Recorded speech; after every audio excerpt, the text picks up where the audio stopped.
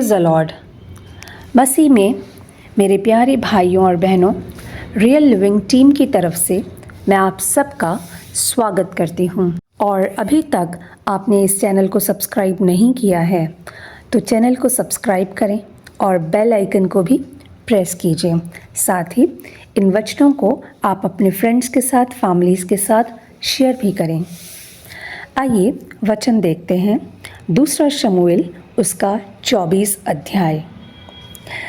प्रियो, जब मैं छोटी थी, हम सब भाई बहन छोटे थे, तो पेरेंट्स अक्सर कहते थे कि बार बार किसी चीज़ को मत गिनो, चाहे पैसा हो या फिर कुछ और, या फिर बार बार पतीले में मत झांको कि खाना कितना बचा है, इससे बरकत नहीं होती। पता है ना कि खाना कितना बनाया है, कितने लोगों के लिए बनाया है, बस काफ़ी है। बजाय इसके बार बार झांकने के, उसके लिए प्रार्थना करो। यानी अगर आपने 4 लोगों के लिए खाना बनाया है फॉर एग्ज़ाम्पल, और 2-4 लोग और आ गए हैं अचानक से, तो आप सिर्फ उस खाने पर प्रार्थना करो। 5 रोटी और 2 मछली की बरकत रिलीज़ करो तो वो पूरा हो जाएगा।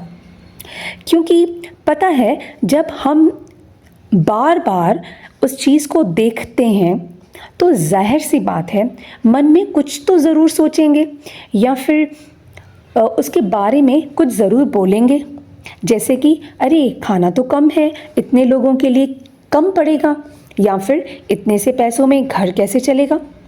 प्रियों, अगर विश्वास से प्रार्थना करके परमेश्वर पर भरोसा करेंगे तो परमेश्वर डेफिनेटली उसमें बरकत देते हैं। क्योंकि हम तो अपने आप से योग्य नहीं हैं, पर परमेश्वर योग्य और सामर्थी है, वह सब कुछ कर सकता है। और दूसरा हम इसका पहलू देखें तो अगर वो चीज़ बहुत ज़्यादा हो या हर टाइम हम बहुत अच्छा कर रहे हैं, हमारी तारीफ़ हो रही है, तो अपने ऊपर भरोसा बढ़ जाता है ना, जैसे कि दाऊद को हुआ, जो कि हम देखते हैं दूसरे शमूएल के 24 अध्याय में। इसलिए प्रियों, गिनना नहीं चाहिए। इस अध्याय में हम देखते हैं कि दाऊद को हर युद्ध में विजय मिल रही थी। वो जानता था कि परमेश्वर उसके साथ है और उसी वजह से वो हर युद्ध जीत रहा है। फिर भी उसने अपनी सेना की गिनती करने का विचार किया। जाने कब उसके अंदर परमेश्वर से ज़्यादा खुद पर भरोसा बढ़ गया और वो घमंड का शिकार हो गया। अपने शासनकाल के अंतिम समय में कुछ महिमा अपने लिए लेने का लालच हुआ, क्योंकि उसके शासनकाल के दौरान इस्राएल समृद्ध और विकसित हुआ था और ये सचमुच काबिले तारीफ़ था। और ये गिनती, उसकी सेना की गिनती, खुद के लिए क्रेडिट लेने का एक तरीका था। घमंड की भावना ने दाऊद को ऐसा करने पर मजबूर कर दिया।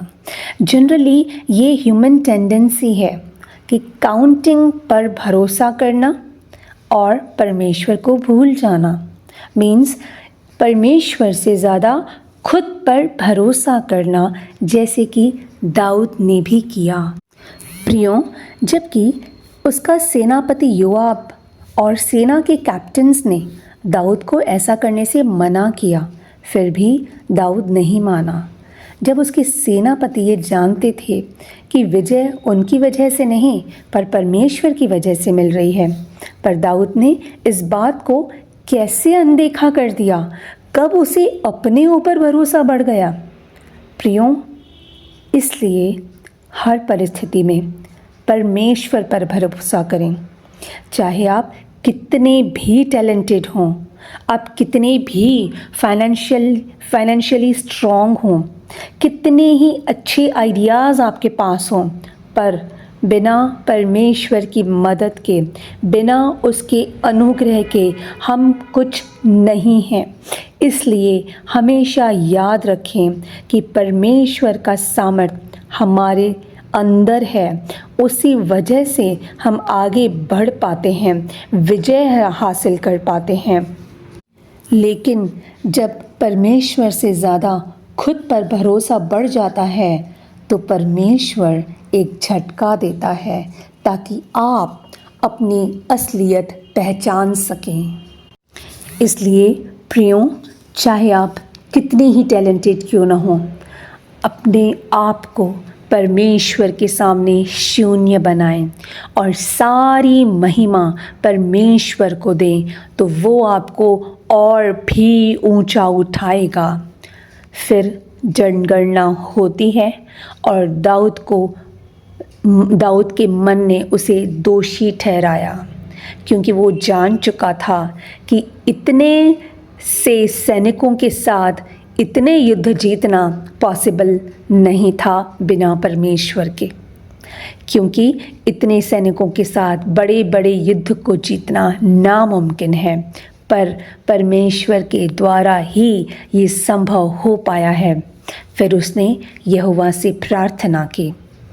दाऊद को वह घमंड और अहंकार दिखा जिस वजह से उसने ऐसा मूर्खतापूर्ण काम किया।